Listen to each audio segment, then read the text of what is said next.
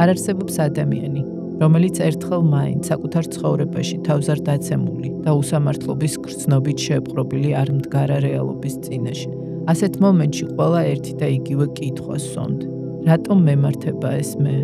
ამ კითხვაზე მხოლოდ ერთადერთი სწორი პასუხი არსებობს. იმიტომ რომ ეს ყველაფერი მე შევქმენი, ჩემი საკუთარი ხელებით. ეს გაცნობიერება, რასაც ქრისტიანობაში მონანიებას უწოდებენ, კათარზისია.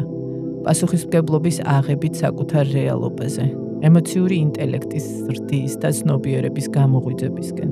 ასე ხდება ადამიანი გაცნობიერებული შემოქმედი საკუთარი რეალობისა. და ამ გზაზე უდიდესი მნიშვნელობა აქვს იმ დიდი გონების გამოცდილებას, რომლებმაც ეს გზა ჩვენამდე გაიარეს.